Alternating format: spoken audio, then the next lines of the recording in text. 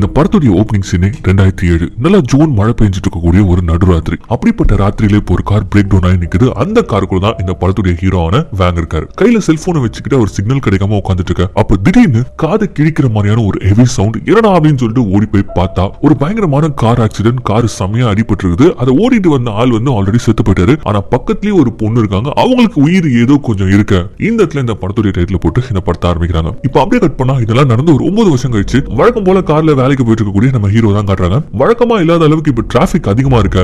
அந்த நேரம் பார்த்து கரெக்டா ரேடியோல இவர் போயிட்டு இருக்கக்கூடிய ரோட்ல ஒரு பயங்கரமான ஆக்சிடென்ட் ஆயிருக்குது அப்படின்னு ஒரு நியூஸ் இவருக்கு தெரிய வர. அது தெரிஞ்ச உடனே நம்ம ஹீரோ கையில போன் எடுத்துக்கிட்டு நேரா அந்த ஆக்சிடென்ட் ஆன கார் கிட்ட தான் போறாரு. போய் பார்த்தா ஒரு காஸ்ட்லியான ஸ்போர்ட்ஸ் கார். அந்த ஊருடைய செலிபிரிட்டியோட இது. அதாவது அந்த காருக்குள்ள இருக்கிறது யாருன்னு பாத்தீங்கன்னா அந்த ஊருடைய செனட்டர் மட்டும் இல்ல, கூடவே ஒரு மாடலும் இருக்காங்க. இத பார்த்த உடனே நம்ம ஹீரோ முதல் வேலையை என்ன பண்றாருன்னு பாத்தீங்கன்னா டக்குனு அவருடைய போன்ல இத போட்டோ எடுத்துக்கிறாரு. மகனை மாட்டினாண்டா காசிப்ஸ் எழுதி தள்ளிடலாம் அப்படின்னு மாதிரி இப்ப நம்ம ஹீரோ சொல்ல என்னன்னு பார்த்தா நம்ம ஹீரோ பிரஸ்ல ஒர்க் பண்றாரு. இப்படி ஒரு மேட்டர் கிடைச்சா ரிப்போர்ட்டர்ஸ்க்கு அல்வா சாப்பிடுற மாதிரி. சோ உடனே அந்த போட்டோஸ் ஆபீஸ்க்கு அனுப்பி வைக்க அங்க மேக்ன்ற ஒரு கேரக்டர் இதை ரிசீவ் பண்றாங்க. இவங்க வேற யாருமே இல்ல, நம்ம ஹீரோடைய க்ளோஸ் ஃப்ரெண்ட். அது மட்டும் இல்லாம இந்த படத்துடைய ஹீரோயின். அவங்க ஒரு தடவை இதெல்லாம் கன்ஃபார்மா அப்படின்னு சொல்லிட்டு செக் பண்ணிட்டு ஓகே அதை பப்ளிஷ் பண்ணிடுறேன் அப்படின்னு மாதிரி சொல்ல நம்ம ஹீரோவா சூப்பரான ஒரு நியூஸ் கிடைச்சிச்சுன்ற ஒரு சந்தோஷத்தோடவே இப்ப கார் எடுக்க. அப்போ டமால் அந்த பக்கம் போயிருந்த ஒரு கார் நம்ம ஹீரோடைய காரை முட்ட. அடுத்த சீனா அந்த கார் எடுத்துக்கிட்டு ரெடி பண்ணலாம்னு சொல்லிட்டு ஒரு மெக்கானிக் ஷெட்டுக்கு வராரு. நம்ம ஹீரோடைய பெஸ்ட் ஃப்ரெண்ட் அவர் ஒரு மெக்கானிக். அவருடைய கடைக்கு தான் கொண்டு வந்து இப்போ வண்டியை காட்ட அவன் டேமேஜ் எல்லாம் செக் பண்ணி பார்த்துட்டு உனக்கு எத்தனை தடவை சொல்லியிருக்கேன் செகண்ட் ஹேண்ட்ல கார் வாங்கும்போது என்ன கூட்டு போன்னு சொல்லியிருக்கானா இல்லையா? உன்னை பயங்கரமா ஃப்ராட் பண்ணிருக்காங்க. இந்த சேஸ் இந்த வண்டியோட இதே கிடையாது. உள்ள ஏகப்பட்ட பார்ட்ஸ் மாத்தி வச்சிருக்காங்க. உன்னை கம்ப்ளீட்டா ஏமாத்திருக்காங்க அப்படின்னு சொல்லிட்டு தெரிஞ்ச உடனே நம்ம ஹீரோக்கு செம கடுப்பாயிடுது. என்ன ஏமாத்திட்டாங்கன்னு சொல்லிட்டு அடுத்த சீனே அவங்க ஊர்ல இருக்கக்கூடிய போலீஸ் ஸ்டேஷனுக்கு போக நம்மால் ரிப்போர்ட்டர்ன்றதுனால அங்க இருக்கக்கூடிய போலீஸ் ஸ்டேஷன்ல எல்லாருக்குமே ஒரு தெரிவாரு. குறிப்பா இன்ஸ்பெக்டருக்கும் தெரியுதுனால அவர் நல்லா மரியாதை கொடுத்துட்டு என்ன ஏதுன்னு விசாரிக்க இந்த மாதிரி என் காரை எனக்கு ஃப்ராட் பண்ணி வித்துட்டானுங்க. இந்த காரை வச்சிருந்தவங்களை பத்தி சில டீடைல்ஸ் எல்லாம் தெரியணும் அப்படின்ற மாதிரி சொன்ன உடனே அந்த இன்ஸ்பெக்டர் என்ன பண்றாரு, நான் செக் பண்ணி வைக்கிறேன், நீங்க போயிட்டு வாங்க அப்படின்னு சொல்லிட்டு நேரா அந்த டாக்குமெண்ட்ஸ் எடுத்துட்டு வந்து அந்த ஸ்டேஷன்ல புதுசா ஒரு கான்ஸ்டபிள் ஒரு சின்ன பையன் சேர்ந்திருக்கான். அவன் பேர் வேட். அவங்க கிட்ட இந்த டாக்குமெண்ட்ஸ் எல்லாம் கொடுத்து அங்க ஒருத்தர் வெளியில என்கிட்ட பேசிட்டு இருந்தாரு. அவர் ரொம்ப பயங்கரமான ஒரு கிரைம் ரிப்போர்ட்டர். அவர் என்ன கேட்டாலும் இதுக்கப்புறம் நீ பண்ணி கொடு, முதல்ல இதை சர்ச் பண்ணி கொடு அப்படின்ற மாதிரி அந்த வேலையை அவங்க கிட்ட ஒப்படைச்சிட. இப்ப அப்படியே கட் பண்ணி ஹீரோடைய ஆபீஸ்ல தான் காட்டுறாங்க. அங்க ஒரு சின்ன மீட்டிங் மாதிரி அரேஞ்ச் பண்ணிருக்காங்க. அந்த மீட்டிங்ல அந்த கம்பெனியோட பாஸ் நம்ம ஹீரோவை பயங்கரமா புகழ்றாரு. பரவாயில்லப்பா, இந்த சின்ன விஷயத்துல நீ சூப்பரா ஹேண்டில் பண்ற எல்லா விஷயத்தையும் அப்படின்ற மாதிரி அவர் சொல்லிட்டு இருக்காரு. அப்போ பக்கத்துலயே ஒரு எடிட்டர் இருப்பாரு. அந்த எடிட்டருக்கும் நம்ம ஹீரோக்கும் ஆகவே ஆகாது. இந்த சென்டர் மேட்டரை நம்ம கொஞ்சம் விசாரிச்சு போட்டுருக்கணும் சார். இவன் கொடுத்தான்றதுக்காக நம்ம அப்படியே போட்டுட்டோம். இதுக்கு பின்னாடி ஏதாவது பிரச்சனை வராதா அப்படின்னு மாதிரி அவர் சொல்ல அதை கேட்ட நம்ம ஹீரோ அவங்க ரெண்டு பேருக்குள்ள அஃபேர் இருக்குதுன்றது இந்த ஊருக்கே தெரியும். அதுக்கப்புறம் என்னத்தை விசாரிச்சுட்டு ஏன் சார் இப்படி இருக்கீங்க அப்படின்ற மாதிரிலாம் அந்த எடிட்டரே கலாச்சாரம் பப்ளிக் கட் பண்ணா. அன்னைக்கு ஈவினிங் அவங்க பாஸுடைய பர்த்டே. அதனால ஒரு ஹோட்டல் எல்லாரும் சேர்ந்து ஜாலியா டைம் ஸ்பெண்ட் பண்றாங்க.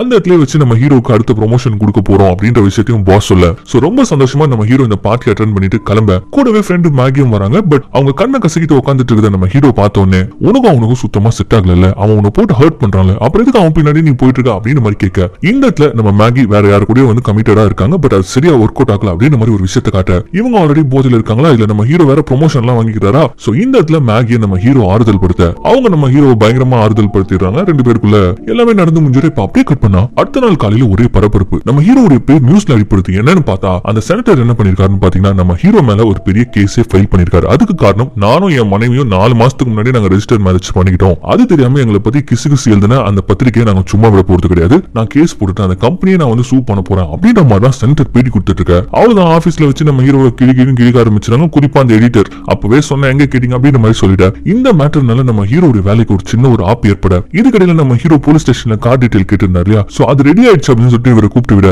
அங்க போனா இன்ஸ்பெக்டர் இப்ப என்ன சொல்றாருன்னு பாத்தீங்கன்னா நீங்க வச்சிருக்கக்கூடிய இந்த கார் 9 வருஷத்துக்கு முன்னாடி ஆக்சிடென்ட் ஆன ஒரு கார். சோ ஒரு ஆக்சிடென்ட் ஆன காருடைய பார்ட்ஸ் எல்லாம் மாத்தி தான் உங்களுக்கு வித்திருக்காங்க. பட் இருக்கக்கூடிய டாக்குமெண்ட்ஸ் எல்லாம் வச்சு விசாரிச்சு பார்க்கும்போது 9 வருஷத்துக்கு முன்னாடி நடந்த ஒரு ஹிட் அண்ட் ரன் கேஸ் அப்படின்ற மாதிரி சொல்ல இதை கேட்டு நம்ம ஹீரோ இப்ப அப்படியே கொஞ்சம் அதிர்ச்சி ஆகுறாரு. என்னன்னு பார்த்தா படத்துடைய ஓப்பனிங் சீன்லயே ஒரு ஆக்சிடென்ட் நடந்துச்சு இல்லையா. அந்த ஸ்பாட்ல நம்ம ஹீரோவும் இருந்திருப்பாரு. இப்ப அது அவருக்கு ஞாபகம் வருது. அன்னைக்கு ராத்திரி ஆக்சிடென்ட் ஆன போய் ஒரு உடனே என்ன பண்ணிருப்பாருன்னு பாத்தீங்கன்னா கையில செல்போன் எடுத்துக்கிட்டு போட்டோ எடுக்கிறதுக்காக வந்திருப்பாரு. ஆனா அந்த காரை இடிச்ச கார் ஆல்ரெடி அங்க இருந்து எஸ்கேப் ஆயிட்டு இருக்கும். இந்த கார்ல ஆல்ரெடி ஒருத்தன் இறந்து போயிருப்பான். ஒரு பொண்ணு மட்டும் உயிருக்கு ஊசலாடிட்டு இருந்திருப்பாங்க தெரியுமா. அந்த காட்சி இப்ப நம்ம ஹீரோக்கு ஞாபகம் வர ஆக்சுவலி அந்த ஆக்சிடென்ட் ஆன காரை தான் நம்ம ஹீரோ தலையிலே கட்டிருக்காங்க. இந்த மேட்டர் நம்ம ஹீரோக்கு தெரிய வர சரின்னு சொல்லிட்டு டாக்குமெண்ட்ஸ் எல்லாம் இவரு வாங்கிட்டு இப்போ ஆபீஸ்க்கு வந்தா அங்க மேகி நம்ம ஹீரோ ஒரு மாதிரி பாவமா பாக்குறா. என்னன்னு பார்த்தா நம்ம ஹீரோவை வேலையை விட்டு தூக்கிட்டாங்க. இதுக்கு மெயினான காரணம் யாருன்னு சொல்லிட்டு பார்த்தா அந்த எடிட்டர் தான், வேற யாருமே கிடையாது. இந்த மேட்டர் தெரிஞ்சுக்கிட்டு நம்ம ஹீரோ நேரா இப்போ பாஸ் போய் மீட் பண்ணி கொஞ்சம் கன்வின்ஸ் பண்ணலாம்னு சொல்லிட்டு பாக்குறாரு. ஆனா பாஸ் என்ன சொல்றாருன்னு பாத்தீங்கன்னா இவருக்கு மேலயும் ஒரு பாஸ் இருக்காரா, அவரும் அந்த செனட்டரும் பெஸ்ட் ஃப்ரெண்ட்ஸா. சோ அதனால பாத்தீங்கன்னா உன்னை வேலையை விட்டு தூக்குனதுதான் அப்படின்ற மாதிரி இந்த பாஸ் சொல்லிட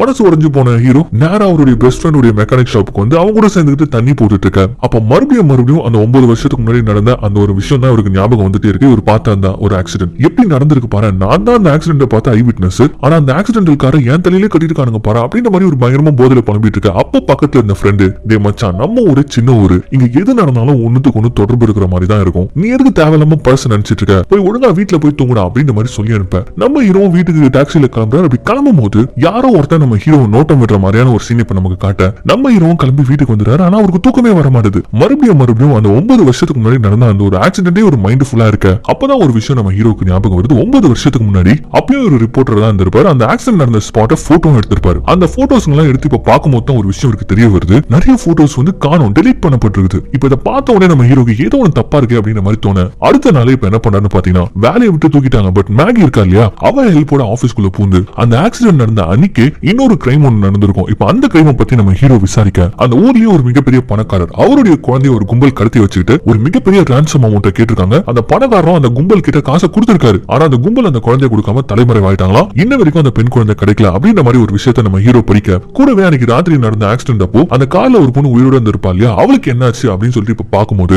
அவளை கொண்டு போயிட்டு ஹாஸ்பிட்டல்ல சேர்த்திருக்காங்க. ஆனா அவ கியூர் ஆனதுக்கு அப்புறம் சொல்லாம கொள்ளாம ஹாஸ்பிட்டல்ல விட்டு போயிட்டா அப்படின்ற மாதிரி இங்க ரிப்போர்ட்ல இருக்கு. இப்ப இதெல்லாம் பார்த்துட்டு நம்ம ஹீரோ பயங்கரமா யோசிச்சுட்டு உட்காந்துட்டு இருக்கு. அப்ப பக்கத்துல இருந்த மேகி, இப்ப எதுக்காக நீ 9 வருஷத்துக்கு முன்னாடி நடந்த ஒரு கேஸ கிளறிட்டு இருக்க அப்படின்ற மாதிரி கேட்க அதுக்கு நம்ம ஹீரோ என்ன சொல்றாருன்னு பாத்தீங்கன்னா 9 வருஷத்துக்கு முன்னாடி நம்ம ஹீரோ இதே கம்பெனில இன்டர்னா சேர்ந்திருக்காரு. அன்னைக்கு ராத்திரி ஒரு மிகப்பெரிய பார்ட்டி ஒன்று நடந்திருக்கு. எல்லாருமே வந்து பார்ட்டியில தான் இருந்திருக்காங்க. ஆனா நம்ம ஹீரோ மட்டும் வீட்டுக்கு சீக்கிரமா கிளம்பும் போது கார் மக்கராய் ரோட்ல வந்து நின்னுட்டு இருக்குது. அப்பதான் இந்த ஆக்சிடென்ட் நடந்திருக்கு. அப்பவே என்ன பண்ணிருக்கான்னு பாத்தீங்கன்னா இவனுடைய கேமரால வந்து நிறைய போட்டோஸ் எடுத்திருக்கான். அந்த ஆக்சிடென்ட் பார்த்த ஒரே ஐ விட்னஸ் நம்ம ஹீரோ தான். சோ எடுத்த போட்டோஸ் அடுத்த நாளே கொண்டு வந்து இவர் யார்கிட்ட கொடுத்திருக்காருன்னு பார்த்தா அந்த கம்பெனி எடிட்டர் கிட்ட தான் கொடுத்திருக்காரு. பட் அவர்கிட்ட கேமரா கொடுக்கும்போது இருந்த ஒரு சில போட்டோஸ், முக்கியமான போட்டோஸ் இப்ப இல்ல அப்படின்னு அந்த போட்டோஸ் யார் டெலீட் பண்ணிருக்கணும் அப்படின்ற மாதிரி இப்ப கேள்வி வர அந்த எடிட்டர் தான். அவன் எதுக்காக அந்த போட்டோஸ் நான் டெலீட் பண்ணோம் அப்படின்ற ஒரு கேள்வி இப்ப நம்ம ஹீரோ கேட்க அதுக்கு மேகி வந்து ஓ அவனை வேலையை விட்டு தூக்கிட்டான், அதனால நீ அவனை ரிவெஞ்ச் எடுக்க போற கரெக்ட் அப்படின்ற மாதிரி கேட்க அதே தான் அவன் ஏதோ ஒன்று பண்ணிருக்கான், அதை நான் கண்டுபிடிச்சாகணும் அப்படின்னு சொல்ல சரி அடுத்து என்ன பண்ண போற உன் பிளான் என்ன அப்படின்ற மாதிரி இப்ப மேகி கேட்க அந்த ஆக்சிடென்ட்ல உயிர் போயிச்ச பொண்ணு பக்கத்துல இருந்த ஒரு ஹாஸ்பிட்டல்ல இருந்து தப்பிச்சு போயிருக்கா, சொல்லாம கொள்ளாம காணாம போயிருக்கா. அந்த ஹாஸ்பிட்டல்ல தான் என்னோட ரிலேட்டிவும் ஒர்க் பண்றாங்க, அவளை பத்தி டீடைல் ஏதாவது தெரிஞ்சுன்னா அவளை போய் விசாரிக்க போறோம் அப்படின்ற மாதிரி சொல்ல இதுல நம்ம ஹீரோனும் வந்து இன்ட்ரெஸ்டடா ஜாயின் பண்ணிக்கிறாங்க. அந்த ஆக்சிடென்ட் ஆன பொண்ணுடைய பேர் ஜென். எப்படியோ ஒரு வழியா அவளுடைய அட்ரஸ் கண்டுபிடிச்சு இப்ப நம்ம ஹீரோனா அந்த அட்ரஸ்க்கு போய் பார்த்தா அங்க ஜென் இல்ல, அவளுடைய போட்டோஸ் மட்டும் தான் இருக்குது. இப்போதைக்கு அவளுடைய ரிலேட்டிவ்ஸ் மட்டும் தான் அந்த வீட்டுல வாழ்ந்துட்டு இருக்காங்க போல இருக்குது. அந்த போட்டோவை பார்த்தோம் டக்கு நம்ம ஹீரோ ஒரு போட்டோ எடுத்து வச்சுக்கிறாரு. இந்த மாதிரி நாங்க ஜென்னுடைய ஃப்ரெண்ட்ஸ், நாங்க அவளை பாக்கிறதுக்காக வந்திருக்கோம் சொல்லும்போது வாங்க பட் ஜென் வந்து இங்க இல்லங்க, அவ வெளியூர் போயிட்டு எப்பயோ செட்டில் ஆயிட்டா அப்படின்ற மாதிரி சொல்ல அப்ப வந்தவங்களை உட்கார வச்சு அவங்க ஒரு டீ ஒன்னு போட்டு கொடுக்குறாங்க. அந்த டீயை நம்ம ஹீரோ பார்த்த உடனே இது ரொம்ப காஸ்ட்லியான டீ ஆச்சு, இது இங்க கிடைக்காது அப்படின்ற மாதிரி கேட்க இது எங்களுக்கு ஜென் தான் அனுப்பி வைப்பா அப்படின்ற மாதிரி ஒரு வார்த்தை அவங்க சொல்ல இதை நம்ம ஹீரோ புடிச்சுக்கிட்டு இதை விக்கிற இடத்துக்கு போனா அவளை புடிச்சலாம் அப்படின்னு சொல்லிட்டு அங்கிருந்து இவங்க கிளம்ப அப்பயும் இவரை வந்து யாரோ ஃபாலோ பண்ற மாதிரி நமக்கு காட்டுறாங்க. அதுக்கப்புறமா நம்ம ஹீரோயினும் எப்படியோ அந்த பிரீமியமான டீ விற்கக்கூடிய அந்த கடையை கண்டுபிடிச்சு அந்த ஒரு கடையில மட்டும் தான் அந்த டீ தூள் விற்பாங்க. அவங்க கிட்ட போயிட்டு நம்ம ஜென்னுடைய போட்டோவை காமிச்சு இவங்க எப்பயாவது பாத்துருக்கீங்களா அப்படின்னு சொல்லிட்டு விசாரிச்சுட்டு இருக்க இவங்க விசாரிச்சுட்டு இருக்கும் போதே அந்த கடைக்கு வந்து நிறைய ஜென் வந்துறாங்க. இப்ப ஜென்னை பார்த்த உடனே அப்படியே காலை பார்த்தா தாங்கி நடந்துட்டு இருக்காங்க. என்னன்னு பார்த்தா 9 வருஷத்துக்கு முன்னாடி நடந்த ஆக்சிடென்ட்ல இவங்களுக்கு கால் வந்து நடக்க முடியாம போயிட்டு இருக்குது ஒரு கால் பாவம். அதுக்கப்புறம் இங்க வந்து வாழ்ந்துட்டு இருக்காங்க போல இருக்குது. அவங்க கிட்ட இப்ப நம்ம ஹீரோ போயிட்டு இந்த மாதிரி 9 வருஷத்துக்கு முன்னாடி நடந்த அந்த ஆக்சிடென்ட் பத்தி கேட்க அது கேட்ட உடனே அவங்களுக்கு மூஞ்சி ஒரு மாதிரியா மாறுது. நீங்க யாரு எதுக்காக இதெல்லாம் கேக்குறீங்க அப்படின்ற மாதிரி ஒரு கேள்வி கேட்க சொல்லுங்க எப்படி ஆச்சு அந்த ஆக்சிடென்ட் அப்படின்னு கேட்க இவங்களும் சொல்றாங்க 9 வருஷத்துக்கு முன்னாடி அன்னைக்கு ராத்திரி இவங்களும் அவங்க பாய் ஃப்ரெண்டும் ஒரு பார்ட்டிக்கு போயிட்டு பாய் ஃப்ரெண்ட் நல்லா வேற குடிச்சிட்டு இருந்தானா. பட் கார் கரெக்டா தான் ஓடிட்டு வந்திருக்கான். பட் எங்க இருந்தோ ஒரு கார் சம வேகமா வந்து இவங்களை இடிச்சிட்டு நிக்காம போயிட அந்த ஆக்சிடென்ட்ல தான் அவங்க பாய் ஃப்ரெண்ட் இறந்து போயிருக்கான். இவங்க கால் உடைஞ்சு நடக்க முடியாம போயிட்டு இருக்குது. இதெல்லாம் அவங்க சொல்லிட்டே இருக்க டக்கு நம்ம ஹீரோ வந்து உங்களை இடிச்சிட்டு போச்சுல ஒரு கார், அந்த கார் அடையாளம் தெரியுமா உங்களுக்குன்னு கேட்க அதெல்லாம் தெரியாதுங்க, 9 வருஷத்துக்கு முன்னாடி நடந்தது எப்படிங்க ஞாபகம் இருக்கும். இல்ல நீங்க நல்லா யோசிச்சு பாருங்க, ஏதாவது ஒரு விஷயம் ஏதாவது ஒரு முகம் அந்த கார் நம்பர் மாடல் ஏதாச்சும் உங்களுக்கு ஞாபகம் இருக்குதான்னு கேட்கும்போது அதெல்லாம் எதுக்குங்க உங்களுக்கு ஜென், நீங்க பாருங்க உங்க பாய் ஃப்ரெண்ட் இறந்திருக்காங்க, உங்களுக்கு கால் இப்படி ஆயிருக்குது, உங்களை இடிச்சிட்டு போனவன் யாருன்னு சொல்லிட்டு நீங்க கண்டுபிடிக்க வேணாமா அப்படின்னு சொல்லி ஒரு கேட்க அதெல்லாம் ஒண்ணா வேணாங்க, என் பாய் ஃப்ரெண்ட் ஆல்ரெடி இறந்து போயிட்டான், எனக்கு காலம் இப்படி ஆயிடுச்சு, எதுவுமே மாற போறது கிடையாது, தயவு செஞ்சு இந்த விஷயத்துல வந்து என்ன டிஸ்டர்ப் பண்ணாதீங்க அப்படின்ற மாதிரி சொல்லிட்டு அந்த இடத்த விட்டு தாங்கி அவங்க நடந்து போக தயவு செஞ்சு ஏதாவது பேசணும்னா எனக்கு கால் பண்ணுங்க அப்படின்ற மாதிரி நம்ம ஹீரோ நம்பர் கொடுத்துறாரு. பட் இந்த ஆக்சிடென்ட் பத்தி பேசும்போது ஜென் முகத்துல ஒரு பதட்டம் இருந்தது நம்ம ஹீரோ பார்த்துட்டு ஏதோ ஒன்று தப்பா இருக்கு அப்படின்னு சொல்லிட்டு அதுக்கப்புறம் இவங்க வீட்டுக்கு வந்துடுறாங்க. நம்ம ஹீரோனும் அவங்க வீட்டுக்கு போயிட பட் நம்ம ஹீரோக்கு மட்டும் ஏதோ ஒன்று தப்பா இருக்குன்னு சொல்லிட்டு தோணிக்கிட்டே இருக்கா. அப்போ மறுபடியும் முதல்ல இருந்து அந்த ஆக்சிடென்ட் அந்த டாக்குமெண்ட்ஸ் எல்லாம் எடுத்து பார்க்கும்போது தான் ஜென் ஒரு விஷயத்துல போய் சொல்லிருக்கா அப்படின்னு ஒரு விஷயம் தெரிய வர அது என்ன ஜென் என்ன சொல்லிருப்பா, இந்த மாதிரி நாங்க பார்ட்டிக்கு போனோம் நல்லா குடிச்சிருந்தா என் பாய் ஃப்ரெண்ட் ஆக்சிடென்ட் ஆச்சுன்னு சொல்லிருப்பாங்க. பட் அந்த இறந்து போன பாய் ஃப்ரெண்ட் பாடியில எந்த ஒரு ஆல்கஹாலுக்கும் வந்து சுவடே இல்ல அப்படின்னு சொல்லிட்டு போஸ்ட்மார்ட்டம் ரிப்போர்ட்ல இருக்கும். சோ இவ போய் சொல்லிருக்கா ஏதோ ஒன்று இவன் மறைக்கிறா அப்படின்னு சொல்லிட்டு நம்ம ஹீரோ யோசிச்சுட்டே இருக்கும்போது அப்ப அந்த பொண்ணு ஜென்னே போன் பண்ணி என்ன சொல்றான்னு பாத்தீங்கன்னா தயவு செஞ்சு இந்த ஆக்சிடென்ட் கேஸை வந்து இப்ப துருவிட்டு இருக்காதீங்க, இதனால எந்த ஒரு பிரோஜனமும் கிடையாது, கண்டிப்பா இது பிரச்சனை தான் அப்படின்னு மாதிரி சொல்லிட்டே இருக்க. இதெல்லாம் இருக்கட்டுமா, எதுக்கு நீ வந்து போய் சொன்ன? உன் பாய் ஃப்ரெண்ட் குடிச்சிட்டு வண்டி ஓட்டினாரு அப்படின்னு சொல்லிட்டு நீ சொன்ன. ஆனா போஸ்ட்மார்ட்டம் ரிப்போர்ட்ல அவர் குடிச்சதுக்கு எந்த ஒரு ட்ரேஸுமே இல்லைன்னு சொல்லிட்டு போட்டிருக்காங்க. நீ எதுக்கு சம்பந்தமே இல்லாம போய் சொல்லணும் அப்படின்ற மாதிரி சொல்ல. இங்க பாருங்க, கெஞ்சி கேட்டுக்கிறேன், இதை விட்டுருங்க. அன்னைக்கு நடந்த அந்த ஆக்சிடென்ட் அது எனக்கு சரியான நைட்மேர். அது சொல்லி புரிய வைக்க முடியாது, இதை விட்டுருங்க அப்படின்னு மாதிரி சொல்ல. சரி ஓகே நான் விட்டுறேன், பட் ஒரே ஒரு தடவை மீட் பண்ணி ஒரு சில கேள்விகள் மட்டும் கேட்கணும், அதுக்கு மட்டும் நீ அலோவ் பண்ணு அப்படின்னு சொல்லிட்டு இப்ப நம்ம ஹீரோ பேசிட்டு இருக்கும்போது அப்ப திடீர்னு அந்த போன் கால்ல ஒரு பயங்கரமான பதட்டம் ஏற்படுது. கண்ணா பின்னான்னு பயங்கரமான சவுண்ட் கேக்குது போன்ல. எப்படின்னு பாத்தீங்கன்னா அந்த பொண்ணை போட்டு யாரும் அடிக்கிற மாதிரியோ தரன்னு புடிச்சு இழுத்துட்டு போற மாதிரியும் பயங்கரமான சவுண்ட்ஸ் எல்லாம் இப்ப நம்ம ஹீரோக்கு கேட்டு போன் கட் ஆக, அவ்வளவுதான். இப்படி ஒரு சத்தத்தை கேட்டு எப்படி நம்மளால சும்மா இருக்க முடியும்? சோ அடுத்த சீனே நம்ம ஹீரோ என்ன பண்றாருன்னு பாத்தீங்கன்னா அவ தங்கி இருக்கக்கூடிய அபார்ட்மெண்ட் எப்படியோ அட்ரஸ் கண்டுபிடிச்சு போய் பார்த்தா அவளோட ரூம் வந்து ஓபன்ல இருக்குது. உள்ள ஏதோ சத்தம் கேட்கிற மாதிரி வேற இருக்கு. யாரோ இருக்காங்க போல இருக்கு அப்படின்னு சொல்லிட்டு போய் பார்த்தா விண்டோ வழியா ஒருத்தன் எகிரி குச்சி எஸ்கேப் ஆகுறது. அவன் காலை மட்டும் நம்ம ஹீரோ பார்க்க இதெல்லாம் ஆக்சுவலி ஜென்னுடைய அபார்ட்மெண்ட்ல நடந்துட்டு இருக்கு. ஆனா இந்த இடத்துல அப்படியே கட் பண்ணி ஜென் வேற ஏதோ ஒரு மர்மத்துல பயங்கரமா அடிக்கப்பட்டு கொடுமைப்படுத்தப்பட்டு பெரிய பூட்டு சங்கிலி எல்லாம் போட்டு கட்டப்பட்டிருக்க. இங்க அப்படியே கட் பண்ணி ஸ்பான்டேனியஸா நம்ம ஹீரோவை காட்டுறாங்க. அந்த விண்டோ வழியா எகிரி குச்சி ஓடி போன அந்த மர்ம நபர் அவனை துரத்திட்டு போக நம்ம ஹீரோ வரதுக்குள்ளே அவன் ஒரு கார்ல ஏறி நம்ம ஹீரோவை இடிச்சு தள்ளிட்டு அந்த மர்மமான நபர் அங்கிருந்து எஸ்கேப் ஆட, அதே நேரம் அந்த சங்கிலியில மாட்டிட்டு இருக்கக்கூடிய நம்ம ஜென் வந்து பாத்தீங்கன்னா எப்படியாவது அதுல இருந்து தப்பிக்கணும்னு சொல்லிட்டு அவங்க கால்ல பொருத்தப்பட்டு இருந்த ஒரு சில மெக்கானிசம்ல இருந்து ஒரு சின்ன பின்னு மாதிரி எடுத்து எப்படியோ கஷ்டப்பட்டு அந்த பூட்டை ஓபன் பண்ணி அவங்க கை விலங்க ரிலீஸ் பண்ணி அவங்க போன் எடுத்து எப்படியாவது காப்பாத்துங்கன்னு சொல்லிட்டு நம்ம ஹீரோ கிட்ட கெஞ்சலாம் அப்படின்னு சொல்லிட்டு போன் பண்ணா நம்ம ஹீரோக்கு போன் கால் போக மாட்டுது. அதுக்குள்ளவே நம்ம ஜென் இருக்கிற ரூம்ல ஏதோ ஒரு அசம்பாவிதம் நடக்கிற மாதிரியான ஒரு காட்சியை நமக்கு காட்ட இப்ப அப்படியே கட் பண்ணி ஹாஸ்பிட்டல்ல நம்ம ஹீரோவை காட்டுறாங்க. அவருக்கு கையில லைட்டா பிராக்சர் மாதிரி ஏற்பட்டிருக்க போல இருக்கு. நம்ம மேகி தான் மீட் பண்ணதுக்காக வராது, என்னடா ஆச்சு அப்படின்னு சொல்லிட்டு கேட்டுட்டே இருக்கும்போது அப்ப நம்ம ஹீரோ போனுக்கு ஒரு மெசேஜ் வருது. நம்ம ஹீரோ நோட்டீஸ் பண்றாரு இந்த போன் வந்து அவுட் ஆஃப் நெட்வொர்க்ல இருக்கும்போது இல்லனா ஸ்விட்ச் ஆஃப் ஆச்சு அப்படின்னா இந்த மாதிரி ஒருத்தங்க கால் பண்ண ட்ரை பண்ணிருக்காங்க அப்படின்னு சொல்லிட்டு மெசேஜ் வரும் இல்லையா. அந்த மெசேஜ்ல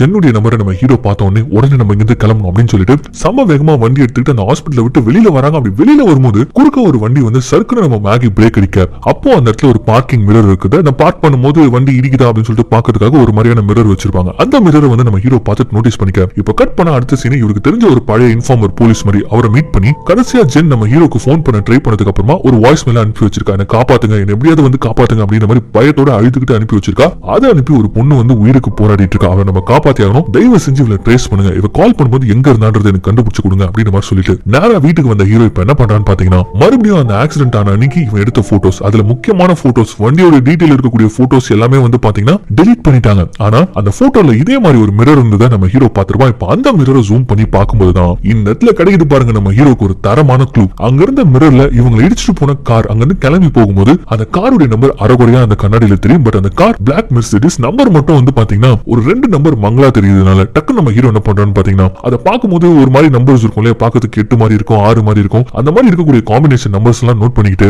இப்ப நேரா போலீஸ் ஸ்டேஷனுக்கு போக, அதனால அது தெரிஞ்சு அங்க நிறைய பேர் வந்து நம்ம ஹீரோ மதிக்கவே மாட்டாங்க முன்ன மாதிரி. ஆனா அங்க இன்ஸ்பெக்டர் வந்து அங்க புதுசா ஒரு கான்ஸ்டபிள் சேர்ந்திருப்பான் வேடுன்னு சொல்லிட்டு. அவங்க கிட்ட என்ன சொல்லிருப்பாரு, இவர் பெரிய ரிப்போர்ட்டர், இவர் வந்து எந்த டைம்ல எது கேட்டாலும் ஹெல்ப் பண்ணுன்னு சொல்லிருப்பாரு இல்லையா. சோ அவன் வந்து என்ன சார் வேணும்னு சொல்லிட்டு கேட்க, இந்த மாதிரி இந்த கார்டு நம்பர்ஸ் எல்லாம் வந்து பார்த்து கொஞ்சம் செக் பண்ணணும் அப்படின்னு சொல்லிட்டு நம்ம ஹீரோ கேட்க, அந்த கான்ஸ்டபிள் வந்து ஓகே பண்ணிக்கோங்க அப்படின்னு சொல்லிட்டு அலோ பண்ண, இந்த நம்பர் எல்லாம் போட்டு இந்த காருக்கு சொந்தக்காரன் யாரு அப்படின்னு சொல்லிட்டு இப்ப சர்ச் பண்ண அந்த இடத்துல ஒரு பேர் வந்து நிக்கும் பாருங்க. அதை நம்ம ஹீரோ அப்படியே அதிர்ச்சியா பாக்கலாம். வேற யாருடைய பேரும் கிடையாது, இப்போ பாஸா இருக்கிறாரு தெரியுமா, நம்ம ஹீரோடைய பாஸ் ப்ரொமோஷன் கொடுத்தாரு, அதுக்கப்புறம் வேலையை விட்டு கூட நிறுத்தினா தெரியுமா அவரு. இதை பார்த்த உடனே டக்கு நம்ம ஹீரோ மறுபடியும் பிளாஷ்பேக் போறோம். அன்னைக்கு அந்த ஆக்சிடென்ட் நடந்த உடனே என்ன பண்ணிருப்பான், போட்டோஸ் எல்லாம் எடுத்துட்டு போயிட்டு எடிட்டர் கிட்ட கொடுத்திருப்பான். ஆனா எடிட்டர் அந்த போட்டோஸ் எல்லாம் பார்த்துட்டு நேரா கூட்டு போயிட்டு பாஸ் கிட்ட தான் விட்டுருப்பாரு. பட் அதை பார்த்த பாஸ் அன்னைக்கு என்ன பண்ணிருப்பாருன்னா, எல்லாம் ஓகே தான், சூப்பரா இருக்குது, ஆனா எல்லாமே பிளரியா இருக்குப்பா, நிறைய போட்டோஸ் பிளரியா இருக்குது, இதை வச்சு ஒன்னும் பண்ண முடியாதுப்பா அப்படின்னு மாதிரி சொல்ல. சார் இல்ல சார் நல்லா இருக்கு சார், எடிட்லாம் பண்ணா சூப்பரா பண்ணிடலாம் சார் அப்படின்னு நம்ம ஹீரோ சொல்லிருப்பான். சரி விடு என்ன பண்ண முடியும், பட் உன்னை பாராட்டி ஆகணும்டா, இப்பதான் இன்டர்ன்ஷிப்ல சேர்ந்திருக்கு, அதுக்குள்ள இவ்வளவு ஸ்மார்ட்டானவர் இருக்கா, இதுக்காகவே உன் வேலையை கன்ஃபார்ம் பண்ணடா அப்படின்ற மாதிரி அப்ப பாஸ் சொல்லிருப்பாரு.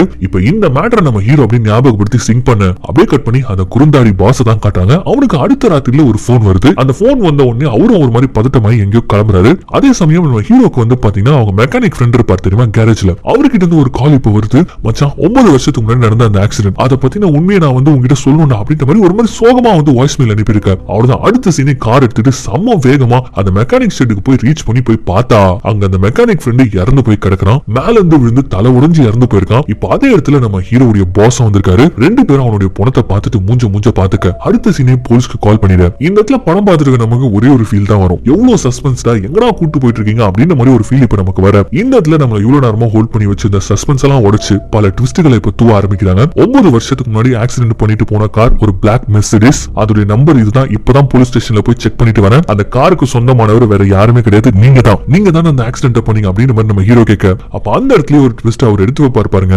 எஸ் அந்த கார் வந்து ஹீரோடைய பாஸ் உடையதுதான். ஆனா அந்த ஆக்சிடென்ட் நடந்த அன்னைக்கு ராத்திரி இந்த பாஸ் அவருடைய காரை வந்து பாத்தீங்கன்னா நம்ம ஹீரோவுடைய கேரேஜ்ல இந்த கேரேஜ்ல தான் சர்வீஸ்க்கு விட்டுருப்பாரு. சர்வீஸ்லாம் முடிஞ்சதுக்கு அப்புறமா நம்ம ஹீரோடைய ஃப்ரெண்ட் அந்த பாஸ் கால் பண்ணிருப்பாரு. கால் பண்ணி சர்வீஸ்லாம் முடிஞ்சிச்சு சார், ஆனா இன்னைக்கு ராத்திரி ஒரு பொண்ணு கூட ஒரு டேட்டிங் போறேன், ராத்திரி மட்டும் கார் யூஸ் பண்ணி பார்த்துட்டு நாளைக்கு காலைல தட்டுமா அப்படின்ற மாதிரி கேட்டிருக்காரு. அதுக்கு இந்த பாஸ் வந்து பெருந்தன்மையா வந்து சரி ஓகே யூஸ் பண்ணிக்கோ அப்படின்ற மாதிரி சொல்ல, சோ அன்னைக்கு ராத்திரி நம்ம ஹீரோடைய ஃப்ரெண்ட் என்ன பண்ணிருக்காருன்னா நல்லா குடிச்சிட்டு ஒரு பொண்ணை கூப்பிட்டுக்கிட்டு சம வேகமா வண்டி ஓட்டி அந்த ஆக்சிடென்ட் பண்ணிருக்காரு. ஆக்சிடென்ட் பண்ணிட்டு பயந்துருக்காரு. அதனால அங்க வண்டியை நிறுத்தாம நேரா மறுபடியும் கேரேஜுக்கு கொண்டு வந்து என்ன பண்ணிருக்காருன்னு பாத்தீங்கன்னா அதே சேம் மாடல் கார் வந்து பாத்தீங்கன்னா கேரேஜ்ல இருந்திருக்குது. அதோடைய பார்ட்ஸ் எல்லாம் பக்கவா மாத்தி நம்ம பாஸ் கிட்ட ஒரு காரை ஒப்படைச்சிட்டு இருக்காரு. ஆனா அதை ஓட்டி பார்த்த பாஸ் இது தன்னுடைய கார்ல இருந்து தெரிஞ்சுக்கிட்டு உடனே கேட்க அந்த இடத்துல நம்ம ஹீரோடைய ஃப்ரெண்ட் பெஸ்ட் ஃப்ரெண்ட் வந்து பாத்தீங்கன்னா ஒத்துக்கிட்டாராம். இந்த மாதிரி நான் தான் ஆக்சிடென்ட் பண்ணேன், தயவு செஞ்சு இது வெளியில தெரிய வேணாம் அப்படின்ற மாதிரி கேட்டுக்க இந்த பாஸ் வந்து இந்த விஷயத்தை அப்படியே விட்டுட்டு இருக்காரு. ஆனா இப்ப திடீர்னு நம்ம ஹீரோ இந்த கேஸ மறுபடியும் சுரண்ட ஆரம்பிக்க இந்த ஒரு விஷயத்தை தெரிஞ்சுக்கிட்டு நம்ம ஹீரோடைய ஃப்ரெண்ட் என்ன பண்ணிருக்காருன்னா நம்ம ஹீரோவை ஃபாலோ பண்ண ஆரம்பிச்சிருக்காரு. தொடர்ந்து ஃபாலோ பண்ணிருக்காரு. சோ நம்ம ஹீரோ இன்வெஸ்டிகேட் பண்ணிட்டே இருக்கும்போது யாரோ ஒருத்தர் நம்ம ஹீரோவை ஃபாலோ பண்ணிட்டு இருக்க மாதிரி இருக்குன்னு சொல்லிட்டு சொன்னல,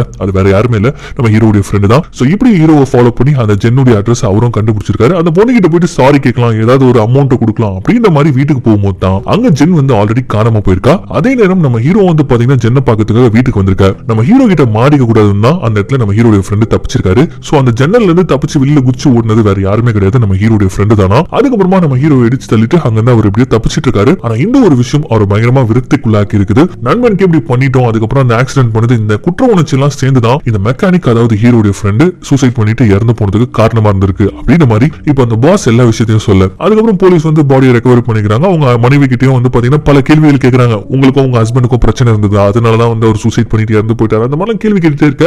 சரி இது ஓகே, குற்ற உணர்ச்சி தாங்காம தன்னுடைய நண்பன் சூசைட் பண்ணிட்டு இறந்து போயிட்டான். ஆனா ஜென்னுக்கு என்னாச்சு, ஆக்சுவலி அவ வேற எங்கேயோ மாட்டிட்டு இருக்கா. சோ அவளை காப்பாத்துறதுக்கு நம்ம என்ன பண்ண போறோம் அப்படின்ற மாதிரி நம்ம ஹீரோ இப்ப யோசிச்சுட்டு இருக்கும்போது அப்ப ஜென்னுடைய காலை ட்ரேஸ் பண்ண சொல்லி ஒரு போலீஸ்காரர் கிட்ட ஹெல்ப் கேட்டிருப்பா தெரியுமா. அவரு கால் பண்ணி இந்த மாதிரி கடைசியா சிக்னல் வந்த இடம் இதுதான், இந்த அபார்ட்மெண்ட் தான் அப்படின்ற மாதிரி லொகேஷனை கொடுக்க, அவ்வளவுதான் அடுத்த சீனே நம்ம ஹீரோ 2 கான்ஸ்டபிளை கூப்பிட்டு அந்த அபார்ட்மெண்ட்ஸ்க்கு போறாரு. இந்த அபார்ட்மெண்ட்குள்ள இருந்து தான் இங்க கால் வந்திருக்கு அப்படின்னா இந்த அபார்ட்மெண்ட்ல இருக்கக்கூடிய ஏதோ ஒரு பிளாட்ல இருக்கிறதுக்கு வாய்ப்பு இருக்கு அப்படின்னு சொல்லிட்டு எல்லாருமே வந்து தரவா செக் பண்ண ஆரம்பிக்கிறாங்க. ஒரு ரூமா போயிட்டு விசாரிக்கிறாங்க, செக் பண்ணிட்டு இருக்காங்க. அப்படி செக் பண்ணிட்டு இருக்கும்போது தான் இந்த இடத்துல ஒரு டர்ன் ஏற்படுது. என்னன்னு பார்த்தா இந்த அபார்ட்மெண்ட்ல தான் நம்ம ஹீரோக்கு உதவி பண்ண அந்த கான்ஸ்டபிள் வேட் இருக்கான். ஹே நீ எங்க என்ன பண்ற அப்படின்ற மாதிரி இப்ப நம்ம ஹீரோ கேட்க, அதே சமயம் உள்ள ஏதோ பாத்திரம் உருள்ற மாதிரி சவுண்ட் கேட்க உடனே நம்ம ஹீரோ என்ன பண்றாருன்னு பாத்தீங்கன்னா அவனை தள்ளி விட்டுட்டு உள்ள வந்து தரவா செக் பண்ணி பார்த்தா அங்க யாருமே இல்ல. அங்க ஒரு 2 ரூம் பூட்டப்பட்டிருக்கு. அதையும் வந்து இந்த வேட் வந்து ஓபன் பண்ணி காமிச்சிடறான். உள்ள வெறும் ஒரு 2-3 பூனைங்க வளர்த்துட்டு இருக்கான், அது மட்டும் தான் இருக்குது. உள்ள யாருமே இல்ல. அதனால நம்ம ஹீரோ வந்து சாரி வேட் அப்படின்னு மாதிரி சொல்லிட்டு அங்கிருந்து ஒரு கிளம்பிட இவனும் வந்து ஓகே அப்படின்னு சொல்லிட்டு இப்ப கதவு சாத்தும் போது ஒரு வில்லத்தனமான லுக் ஒண்ணு விடுறான் பாருங்க. இந்த இடத்துல கொடுக்குறாங்க அடுத்த ஒரு மிகப்பெரிய ட்விஸ்ட். அது என்னன்னு பாத்தீங்கன்னா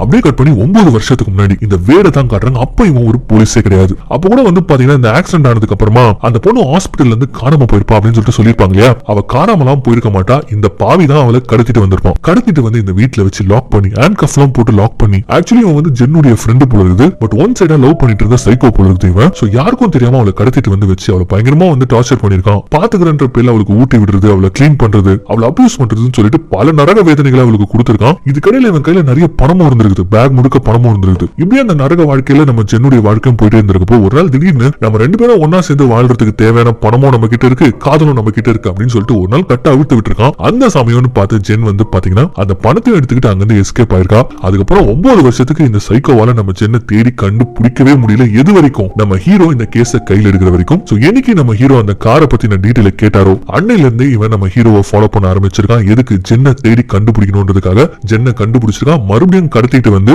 9 வருஷத்துக்கு முன்னாடி அவளுக்கு பண்ண அதே நரக வேதனையை இப்ப அவன் கொடுத்துட்டு இருக்க. 9 வருஷத்துக்கு முன்னாடி நீ என்கிட்ட இருந்து தப்பிச்சு போகும்போது என் பணத்தையும் கொண்டு போயிட்ட. உன்னை கண்டுபிடிக்கணும்ன்ற ஒரே காரணத்துக்காக தான் நான் போலீஸாவே மாறினேன். ஆனா இதுக்கெல்லாம் தேங்க்ஸ் அந்த ரிப்போர்ட்டருக்கு தான் சொல்லணும். அவன் மட்டும் இல்லைன்னா நான் உன்னை கண்டே பிடிச்சிருக்க மாட்டேன். இதுக்கப்புறம் உன்னை நான் என்ன பண்றேன் பாரு அப்படின்னு சொல்லிட்டு இவனுடைய சைக்கோத்தனத்துடைய முழு உச்சத்தை அவன் காட்ட இங்க அப்படியே கட் பண்ணி இதெல்லாம் தெரியாத நம்ம ஹீரோ தான் காட்டுறாங்க. அவரும் வந்து நம்ம ஜென்னை தேடி தேடி பார்த்துட்டு வேற வழியே இல்லாம அவருடைய ஃப்ரெண்டுடைய கேரேஜுக்கு தான் வராரு. எதுக்காக வந்திருக்காருன்னு பாத்தீங்கன்னா அவருடைய ஃப்ரெண்டை பயங்கரமா மிஸ் பண்றாரு. அவன் இப்படி அன்பார்ச்சுனேட்டா இறந்து போயிட்டானே, என்னதான் தப்பு பண்ணியிருந்தாலும் அவனுடைய ஃப்ரெண்ட் இல்லையா. சோ அதனால அவனை நினைச்சு அந்த கேரேஜ் முழுக்க நம்ம ஹீரோ சுத்திட்டு இருக்க. அப்ப அந்த மெக்கானிக் ஃப்ரெண்டுடைய ஃபேமிலி போட்டோஸ்லாம் அங்க நிறைய இருக்கிறத பாக்குறாரு நம்ம ஹீரோ. அதெல்லாம் ஒன் பை ஒன்னா பார்த்துட்டே இருக்க. இப்ப திடீர்னு அதுல ஒரு போட்டோவை பார்த்துட்டு நம்ம ஹீரோ கண்ணு முடியலாம் பிதுங்க. எதை இவர் இப்படி பார்த்துட்டு அதிர்ச்சி ஆகுறாரு அப்படின்னு சொல்லிட்டு நம்ம பார்த்துட்டு இருக்கும் போது அப்படியே கட் பண்ணா அடுத்த சீனே நம்ம ஹீரோ வந்து ஏதோ ஒன்று கண்டுபிடிச்சிட்டார் போல இருக்குது. நம்ம ஹீரோடைய பாஸை இப்ப ஃபாலோ பண்ண ஆரம்பிக்கிறாரு. அந்த பாஸை வந்து பாத்தீங்கன்னா இப்ப அடுத்த ராத்திரியில ஒரு வீட்டுக்கு யாரும் மீட் பண்ண போனா இந்த இடத்துல வருது பாருங்க அடுத்த ஒரு மிகப்பெரிய ட்விஸ்ட். இந்த பாஸ் யாரை மீட் பண்ண வந்திருக்காருன்னு பார்த்தா நம்ம ஹீரோயின் மேகியை மீட் பண்ணதுக்காக வந்திருக்காரு. இவங்க 2 பேரும் கடந்த 10 வருஷங்களா ரிலேஷன்ஷிப்ல இருக்காங்க போல இருக்குது. அப்ப எதுக்கு நம்ம ஹீரோ கூட இவங்க ஹீரோயின் போர்வையில இருக்கணும் அப்படின்னு சொல்லிட்டு பார்த்தா முழுக்க முழுக்க நம்ம ஹீரோ ஹீரோவை வேவு பாக்கிறதுக்காக தான் இந்த பாஸ் வந்து பாத்தீங்கன்னா அவன் கூடவே ஒண்ணு மண்ணா இருந்து அவன் என்னென்னலாம் பண்றான் அப்படின்றத நீ எனக்கு சொல்லணும் அப்படின்ற ஒரு டீலோட தான் மேகி கூட ஒரு ரிலேஷன்ஷிப்லயே இருந்திருப்பாரு. பட் இப்படி இவங்க ரெண்டு பேரும் ஒன்னா இருக்கிறத நம்ம ஹீரோ அப்படியே பார்த்துட்டு நிக்க இவங்க நல்லா கையும் கொள்ளுமா நம்ம ஹீரோ கிட்ட மாட்டிக்கிறாங்களா. அடுத்த சீனே நம்ம ஹீரோ நம்ம பாஸுடைய கார்ல அப்படியே ஒரு மாதிரி தென்னாவட்டா வந்து உட்காந்து ஆகஸ்ட் 30, 2007 இது நீங்க மறந்துருக்க மாட்டீங்கன்னு சொல்லிட்டு நினைக்கிறேன். இது என்ன டேட்னு பார்த்தோம் அப்படின்னா அன்னைக்கு ஆக்சிடென்ட் ஆன அந்த நாள் டேட். அந்த டேட் நீ தான் இவர் என்ன சொல்லிருப்பாரு, இந்த மெக்கானிக் வந்து காரை கேட்டான், கொண்டு போய் ஆக்சிடென்ட் பண்ணிட்டான், இதெல்லாம் சொல்லிருப்பாரு. ஆனா கொஞ்ச நேரத்துக்கு முன்னாடி நம்ம ஹீரோ வந்து பாத்தீங்கன்னா அந்த ஃபேமிலி போட்டோஸ் எல்லாம் பார்த்துட்டு இருந்திருக்கும் போது அதே டேட்ல ஒரு போட்டோ ஒன்னு இருந்திருக்கும். அன்னைக்கு அந்த ஆக்சிடென்ட் நடந்த அதே நேரம் ஹீரோடைய ஃப்ரெண்ட் அவருடைய ஃபேமிலி கூட தான் இருந்திருப்பாரு. ஆனா அவர் தான் ஒரு பொண்ணு கூட போயிட்டு காரை இடிச்சதா இவர் சொல்லிருப்பாரு. ஒழுங்கா உண்மையை சொல்லுங்க என்ன நடந்துச்சு அப்படின்னு மாதிரி இப்ப நம்ம ஹீரோ கேட்க இப்ப அப்படியே கட் பண்ணி மறுபடியும் பிளாஷ்பேக் உள்ள போறாங்க. அன்னைக்கு ராத்திரி ஒரு பார்ட்டி நடந்ததா நம்ம ஹீரோ சொல்லிருப்பாரு அவங்க ஆபீஸ்ல. அப்போ வந்து பாத்தீங்கன்னா நம்ம ஹீரோ ஒரு சாதாரண இன்டர்ன் தான். ஆனா அப்போ மேகி ஆல்ரெடி ஜாப்ல இருந்திருப்பாங்க. அதே பார்ட்டியில வச்சு அவங்களுக்கு ஒரு மிகப்பெரிய ப்ரொமோஷனும் வந்து கொடுக்கப்பட்டிருக்கும். ஆனா அப்ப நம்ம ஹீரோ வந்து பாத்தீங்கன்னா ஒரு சாதாரண இன்டர்ன்றதுனால அவர் சீக்கிரமாவே பார்ட்டில இருந்து கிளம்பிட்டு இருப்பாரு. போற வழியில அவருடைய கார் வந்து பிரேக் டவுன் ஆகி நின்னுட்டு இருக்கும். ஆனா அப்போ ஒரு கார் சம வேகமா போயிட்டு அந்த கார் ஆக்சிடென்ட் பண்ணிருக்கோம் இல்லையா, அது வேற யாருமே கிடையாது நம்ம ஹீரோவுடைய பாஸ். அதுக்கப்புறம் மேகி ரெண்டு பேரும் செம்மையா குடிச்சிட்டு போயிட்டு இந்த ஆக்சிடென்ட் பண்ணிருப்பாங்க. அந்த ஆக்சிடென்ட் இந்த பாஸ் பண்ணது மட்டும் இல்லாம அந்த ராத்திரியே காரை கொண்டு போயிட்டு கதவை தட்டி நம்ம ஹீரோவுடைய பெஸ்ட் ஃப்ரெண்ட் கேரேஜுக்கு போயிட்டு கையில காலில் விழாத குறைய கெஞ்சன் எப்படியாவது இந்த கேஸ்ல இருந்து காப்பாத்து, அவ்வளவுதான் என் லைஃபே போயிடும் அப்படின்ற மாதிரி இவர் கேட்க அதுக்கு உதவி செய்யற விதமா தான் நம்ம ஹீரோடைய ஃப்ரெண்ட் என்ன பண்ணிருப்பாருன்னா அவர் கேரேஜ்ல இருந்து அதே மாடல் காரோடைய பார்ட்ஸ் எல்லாம் எடுத்து இவருடைய காரை வந்து பாத்தீங்கன்னா ஆல்மோஸ்ட் ரெடி பண்ணி கொடுத்திருப்பாரு. இதுதான் ஆக்சுவலி நடந்தது. இவ்வளவு தப்பியம் பண்ணிட்டு இவ்வளவு அசால்ட்டா தப்பிச்சிடலாம் சொல்லிட்டு பாக்குறீங்களா, இதை வச்சு நான் ஏதாவது பண்ணா அப்படின்னு மாதிரி இப்ப நம்ம ஹீரோ கேள்வி கேட்க அதுக்கு வாய்ப்பே இல்ல ராஜா அப்படின்னு சொல்லிட்டு தென்னாவட்ட இந்த பாஸ் சொல்றாரு. ஏன்னா அந்த ஆக்சிடென்ட் பார்த்த ஒரே ஐ விட்னஸ் நம்ம ஹீரோன்றதுனாலதான் ஹீரோக்கு இந்த கம்பெனில இந்த பாஸ் வேலை வாங்கி கொடுத்திருக்கான். வேலை வாங்கி கொடுத்தது மட்டும் இல்லாம நம்ம ஹீரோக்கு எந்த ஒரு டவுட்டும் வராம இந்த கேஸ்ல வந்து அவன் இன்வால்வ் ஆகாம இருக்கிறதுக்கு நம்ம மேகிய நோட்ட விடமும் வச்சிருக்காரு. சோ பேசிக்கலி யோசிச்சு பாரு, நடந்த உண்மைகள் எல்லாம் நீ வாய் வார்த்தையா கொண்டு போய் சொல்லி ஒரு 15 நிமிஷத்துக்கு ஹீரோ ஆக போறியா, இல்லனா இதெல்லாம் மறைச்சிட்டு எனக்கு கீழே வழக்கம் போல வேலை பார்த்துட்டு இருக்க போறியா அப்படின்ற மாதிரி ஒரு கேள்வி இப்ப நம்ம பாஸ் கேட்க நம்ம ஹீரோ வந்து ஒரு மாதிரி உடஞ்சு போய் உட்காந்துட்டு இருக்கான். இப்ப இந்த வேலை இந்த பாஸ் சொல்றது இவன் நல்லவனா கெட்டவனா இதெல்லாம் நம்ம ஹீரோக்கு வந்து இப்ப வந்து மைண்ட்ல இல்ல. பட் அவர் மைண்ட்ல இருக்கக்கூடிய ஒரே விஷயம் இப்ப என்னன்னு பாத்தீங்கன்னா ஜென் எங்க, அந்த பொண்ணு எங்க போனா அவளுக்கு என்னாச்சு அதுவே அவர் மைண்ட்ல இருக்க. அப்பதான் நம்ம ஹீரோவுடைய மூளைக்குள்ள மின்னல் வெட்ட மாதிரியான ஒரு ஸ்பார்க். அந்த கான்ஸ்டபிள் வீடு அவனுடைய வீட்டுக்குள்ள சந்தேகப்பட்டு நம்ம ஹீரோ சுத்தி முத்தி பார்த்தப்போ அங்க உள்ள வந்து ஜென் இருந்திருக்க மாட்டான். ஆனா அவனுடைய வீட்டுக்குள்ள ஒரு போட்டோ ஃப்ரேம் இருந்திருக்கும். அதுல ஜென்னுடைய ஃபேமிலி இருந்திருக்கும். அது வந்து நம்ம ஹீரோவுடைய மூளையில ரெஜிஸ்டர் ஆயிருக்கும். சோ அது ஒரு ஸ்பார்க்கா இப்ப நம்ம ஹீரோ கடிக்க அவ்வளவுதான். அடுத்த சீன்ல இருந்து இந்த கான்ஸ்டபிள் வீட நம்ம ஹீரோ ஃபாலோ பண்ண ஆரம்பிக்கிறாரு. அவனும் சந்தேகத்துக்கிட்டமா நிறைய விஷயங்கள் பண்றான். குறிப்பா 2 கேன் ஃபுல்லா ஆயில் எல்லாம் வாங்கிக்கிட்டு அது ஒரு மர்மமான வீட்டுக்குள்ள கொண்டு போயிட்டு மேல கவர் எல்லாம் போட்டுக்கிட்டு ஒரு மாதிரி இப்படியும் அப்படியுமா நடந்துகிட்டு ஒரு மாதிரி பைத்தியம் மாதிரி பண்ணிட்டு இருக்கான். இதெல்லாம் பார்த்த நம்ம ஹீரோ வந்து பாத்தீங்கன்னா ஓகே இவன் தான் கல்பிரேட் அப்படின்றத டிசைட் பண்ணி அவ்வளவுதான் களத்துல இறங்குறாரு. போய் கதவை டங்கு டங்குன்னு தட்டிங்க பார், நீ என்னென்ன பண்ணிட்டு இருக்குன்றது எனக்கு தெரியும், எங்கடா ஜென் அப்படின்னு சொல்லிட்டு கதவை தட்டுறாரு. ஆனா திறக்கிற மாதிரி தெரியல. ஒரு கடத்துல நம்ம ஹீரோ இப்ப கதவை உடைச்சிட்டு உள்ள போய் அவன் மேல புத்தம் விழ ரெண்டு பேருக்குள்ளயும் ஒரு பயங்கரமான கை கலப்பு மாறி மாறி சைக்கோத்தனமா சண்டை போடுறாங்க. இந்த சண்டையோட முடிவுல இந்த சைக்கோ நம்ம ஹீரோ போட்டு சம்மடி அடிச்சு கையில ஒரு மிகப்பெரிய கத்தி எடுத்து அப்படியே நம்ம ஹீரோ வெட்ட மாதிரி அந்த கத்தியை கொண்டு வந்து பக்கத்துல தரையில நச்சு நடிப்பானா. அடிச்சுட்டு நீ இன்னும் தெரிஞ்சுக்க வேண்டியது நிறைய இருக்கிறாச்சா அப்படின்னு ஒரு கீயை கொடுத்து அந்த டோர் ஓபன் பண்ண சொல்லிட்டு இந்த இடத்துல அடுத்த ஒரு மிகப்பெரிய ட்விஸ்டை இவன் ரிவீல் பண்ணுவானா. அதை நம்ம கேட்கும் போது இந்த ட்விஸ்ட் எங்க லிஸ்ட்லயே இல்லையாடா அப்படின்ற மாதிரி ஒரு ஃபீல் வரும் பாருங்க. நம்ம ஹீரோ பார்த்து அவன் என்ன கேட்கறான்னு பாத்தீங்கன்னா 9 வருஷத்துக்கு முன்னாடி அந்த 2 மில்லியன் பணம் என்ன பண்ண அந்த பணத்தை அப்படின்னு மாதிரி ஒரு கேள்வியை கேட்க நம்ம ஹீரோ அப்படியே கதி கலங்கி திரும்பி என்ன உளர்ற அப்படின்ற கேட்கிற தருணம் இருக்கு பாருங்க. என்னடா தலையை வெடிக்கிற மாதிரி ஏதாச்சும் ஒன்னு சொல்ல போறீங்களா அப்படின்னு சொல்லிட்டு நம்ம பார்க்க இந்த இடத்துல இந்த கான்ஸ்டபிள் வேட் ஒரு பிளாஷ்பேக் ஓபன் பண்றான். இந்த பிளாஷ்பேக்ல தான் நமக்கு முழு கதையும் தெரிய வருது. ஆக்சுவலி இந்த வேட் இருக்கான் இல்லையா, இந்த சைக்கோ இவனுக்கு 9 வருஷத்துக்கு முன்னாடி ஜென் நல்லாவே தெரிஞ்சிருக்குது. இந்த சைக்கோ ஜென் அதுக்கப்புறம் ஜென்னுடைய பாய் ஃப்ரெண்ட் 3 பேரும் கூட்டு கலவானிங்க. இவங்க 3 பேரும் ஒன்னு சேர்ந்துக்கிட்டு என்ன பண்ணிருக்காங்கன்னு பாத்தீங்கன்னா அப்போ பயங்கர பணக்காரரா இருந்த ஒருத்தருடைய பொண்ணை கடத்தி கிட்டத்தட்ட 10 மில்லியன் பணத்தை வந்து இவங்க கேட்டிருக்காங்க. இவங்க கேட்ட மாதிரி அந்த பணக்காரர் கிட்ட இருந்து அந்த 10 மில்லியனும் கிடைச்சிருக்கு. அதை கலெக்ட் பண்ண போனது யாருன்னு பாத்தீங்கன்னா நம்ம ஜென்னும் ஜென்னுடைய பாய் ஃப்ரெண்டும். எப்படியோ சக்சஸ்ஃபுல்லா அந்த பணத்தை கலெக்ட் பண்ணிட்டு வேடுடைய கஸ்டடியில இருக்கக்கூடிய அந்த சின்ன பொண்ணை ரிலீஸ் பண்ணி விட்டுலாம் அப்படின்னு சொல்லிட்டு இப்ப 2 பேரும் வீட்டுக்கு வந்து பார்த்தா அந்த இடத்துல அந்த குழந்தை ரத்த வெள்ளத்துல இறந்து போய் கிடக்குறா. எல்லாம் அந்த சைக்கோ வேடுடைய வேலை தான். அந்த குழந்தைய வந்து பிச்சு பிச்சு போட்டு வச்சிருக்கான். ஏன்னா அவன் ரத்தத்திலேயே சைக்கோ தானே ஊறி போய் கிடக்குது. சோ இப்படி ஒரு விஷயம் நடந்ததுனால இங்க இருந்தா இவங்க கூட சேர்ந்து நம்மளும் போலீஸ்ல மாறிப்போம், அதனால இங்க இருக்க கூடாதுன்னு சொல்லிட்டு இந்த சைக்கோ பையனை ஏமாத்திட்டு ஜென்னும் அவருடைய பாய் ஃப்ரெண்ட் என்ன பண்ணிருக்காங்கன்னு பாத்தீங்கன்னா அந்த 9 வருஷத்துக்கு முன்னாடி அந்த நாள் ராத்திரி சம வேகமா காரை ஓட்டிக்கிட்டு தப்பிக்க முயற்சி பண்ணிருக்காங்க. அப்பதான் நம்ம ஹீரோடைய பாஸுடைய கார் வந்து பாத்தீங்கன்னா அவங்க காரை இடிச்சிருக்கு. இந்த பிளாஷ்பேக்ல இன்னொரு ட்விஸ்ட் இருக்கு. அது என்னன்னு பாத்தீங்கன்னா இந்த ஆக்சிடென்ட் 9 வருஷத்துக்கு முன்னாடி நம்ம ஹீரோ பாத்துருப்பாரு தெரியுமா. அப்போ காருக்குள்ள இருந்தவங்களுக்கு என்ன ஆச்சுன்னு சொல்லிட்டு செக் பண்ண வரும்போதுதான் அந்த காருக்குள்ள இருந்த இவ்வளவு பணத்தை நம்ம ஹீரோ பாத்துருக்கான். ஒரு பேக் ஃபுல்லா கட்டுக்கட்டா பணம் இருக்கிறத பார்த்த உடனே அதுல இருந்து 2 மில்லியன் பணத்தை ஆட்டிய போட்டுக்கிட்டு அந்த இடத்தை விட்டே நம்ம ஹீரோ கிளம்பி போயிட்டு இருக்கான். இதுல பாவமான விஷயம் என்னன்னு பாத்தீங்கன்னா அந்த கார்ல இருந்த 2 பேருமே உயிரோட தான் இருந்திருக்காங்க. ஆனா அதுக்கப்புறமா தான் இந்த வேட் அங்க என்ட்ரி கொடுத்திருக்கான். உயிரோட இருந்த நம்ம ஜென்னுடைய பாய் ஃப்ரெண்ட் அவன் இந்த சைக்கோ கையாலேயே கொண்டுட்டு அதுக்கப்புறம் ஒட்டுமொத்த பணத்தையும் எடுத்துக்கிட்டு அங்கிருந்து போயிட்டு இருக்கான். அதுக்கப்புறம் என்ன நடந்துச்சு அப்படின்றது நமக்கு தெரியும். அந்த பொண்ணை கொண்டு போய் ஹாஸ்பிட்டல் சேர்த்திருப்பாங்க. அந்த ஹாஸ்பிட்டல் இருந்து கடத்தி கொண்டு வந்து இவன் பயங்கரமா டார்ச்சர் பண்ணிட்டு இருந்திருப்பான். ஒரு வழியா அந்த பொண்ணு தப்பிச்சு பணத்தோட எஸ்கேப் ஆயிட்டு இருப்பா. அதுக்கப்புறம் நடந்த கதை இப்ப நமக்கு தெரியும் இல்லையா. இப்போ ஒரு சாவியை கொடுத்து இந்த டோர் ஓபன் பண்ணி பாரு அப்படின்ற மாதிரி அந்த சைக்கோ சொன்னா இல்லையா. சோ நம்ம ஹீரோ அந்த டோர் ஓபன் பண்ணி பார்க்க அங்க ஏதோ ஒண்ணத்தை பார்த்துட்டு இப்ப கண்ணெல்லாம் கலங்கி அப்படியே பயங்கரமா ஷாக் ஆக இந்த இடத்துல அப்படியே கட் பண்றாங்க. பிளாஷ் அவுட் ஆகுது. இது எப்படி இருக்கும்னு பாத்தீங்கன்னா இந்த இடத்துல ஏதோ ஒரு சம்பவம் மட்டும் அடுத்து நடந்திருக்குது. ஆனா அதை காட்டாம இப்ப அப்படியே கட் பண்ணி நம்ம ஹீரோ தான் காட்டுறாங்க. ஒரு தன்னந்தனியா நின்னுட்டு இருக்காரு. தம் அடிச்சுக்கிட்டு சம மாசா வேற நின்னுட்டு இருக்காரு. அந்த இடத்துக்கு வந்து பாத்தீங்கன்னா பம்பிக்கிட்டே நம்ம ஹீரோடைய பாஸ் வரான். வந்து பக்கத்துல நிக்க நம்ம ஹீரோ டக்குன்னு அவருடைய போன் எடுத்து ஏதோ ஒன்று பிளே பண்ணி காட்டுறாரு. என்னன்னு பார்த்தா நேத்து கார்ல அவன் பேசினான் தெரியுமா, உங்ககிட்ட எந்த ஒரு ப்ரூஃபும் இல்ல, நான் தான் அந்த தப்பு பண்ணேன், நான் தான் அந்த ஆக்சிடென்ட் பண்ணேன்னு சொல்லிட்டு சோ உன்னால ப்ரூவ் பண்ண முடியாது அப்படிலாம் பேசியிருப்பான் தெரியுமா. அது எல்லாத்தையுமே நம்ம ஹீரோ ரெக்கார்ட் பண்ணி வச்சிருக்காரு.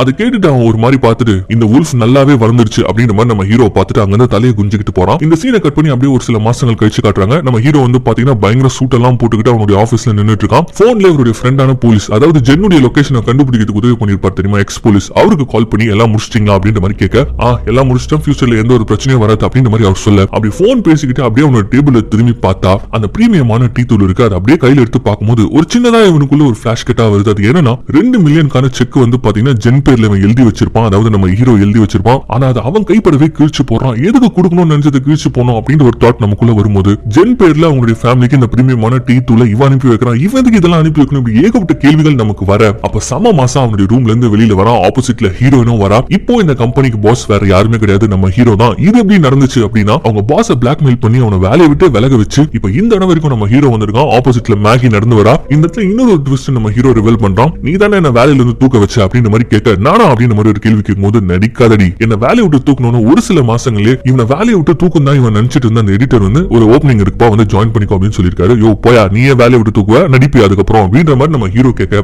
அந்த இடத்துல தான் இவர் இன்னொரு ஒரு விஷயத்தை ரிவீல் பண்ணிருக்காரு. எது, நான் உன்னை வேலையை விட்டு தூக்குனா, உன்னை தூக்குனதே மேகி தான், அவளுக்கும் நம்ம பாஸ்க்கும் அஃபேர் இருந்ததுப்பா, அவ தான் தூக்குனா உன்னை வேலையை விட்டு அப்படின்னு போது, என்னது அவங்க 2 பேருக்குள்ள அஃபேர் இருக்குது உங்களுக்கு தெரியுமானும் போது, அது தெரிஞ்சதுனால தான் எனக்கு வேலையை கிடைச்சிச்சு அப்படின்ற மாதிரி சொல்லிக்கிட்டு இப்ப எல்லாரும் ட்விஸ்ட் கொடுத்தது பத்தாதுன்னு சொல்லிட்டு இவர் சைட்ல இருந்து ஒரு ட்விஸ்ட் ஒன்னு கொடுப்பாரா. 9 வருஷத்துக்கு முன்னாடி நடந்த அந்த பார்ட்டி, அந்த பார்ட்டில வந்து ரொம்ப சந்தோஷமா எல்லாரும் என்ஜாய் பண்ணிட்டு இருந்தாங்களா. அந்த பார்ட்டி முடிஞ்சதுக்கு அப்புறமா நம்ம ஹீரோடைய பாஸ் செம மட்டையா இருப்பாரு, கான்சியஸ்லி இல்லாம இருந்திருப்பாரு. அப்ப அவரை வீட்டுக்கு கூட்டு போறது வேற யாருமே கிடையாது, நம்ம மேகி தான். அவ தான் வண்டி ஓட்டிட்டு போயிருக்கா. அந்த காரை இடிச்சதும் நம்ம மேகி தான். சோ இந்த ஒட்டுமொத்த கதைக்கான மெயின் கல்பிரேட்டே இவ தான். சோ இவ்வளவு வேலையை பார்த்திருக்கா. இதெல்லாம் தெரிஞ்ச ஹீரோ இப்ப அப்படியே ஒரு மாதிரி தெனாவட்டா பார்த்து அடுத்து உனக்கு வைக்கிற செக் அப்படின்னு சொல்லிட்டு இப்ப நேரா நம்ம ஹீரோ பதவி இருக்கக்கூடிய அந்த மீட்டிங் ஹாலுக்கு வராரு. அங்க இருக்கக்கூடிய எல்லாருக்குமே ஃபன்னா ஒரு சிம்பாலிக்கா ஒரு கதையை சொல்றான் அப்படின்னு சொல்லிட்டு ஒரு கதையை ஆரம்பிக்கிறாரு. அந்த கதையை நம்ம ஹீரோ சொல்ல சொல்ல என்னென்னலாம் நடந்துச்சு அப்படின்ற ஒரு விஷயத்தை காட்டுறாங்க. ஒரு சின்ன பையனுக்கு பேய் கதைகள்லாம் ரொம்ப ரொம்ப பிடிக்குமா. அதனால ஒரு புக் ஸ்டாலுக்கு போயிட்டு இந்த கடையில இருக்கிறதுலே பயங்கர பயமான ஒரு கதை அதை கொடுங்க அப்படின்ற மாதிரி அவன் கேட்க, அதுக்கு அந்த கடைக்காரன் ஒரு புக் எடுத்து கொடுத்து, தம்பி இருக்கிறதுலே இது ரொம்ப மோசமான பயமான ஒரு கதை, ஆனா இதை நீ படிக்கணும் அப்படின்னா இந்த புத்தகத்துடைய கடைசி பக்கத்தை மட்டும் நீ படிச்சிடக்கூடாது, ஓகேனா வாங்கிக்கோ அப்படின்னு சொல்லிட்டு $50 அந்த கடைக்காரன் அந்த புக்கை வித்தானா.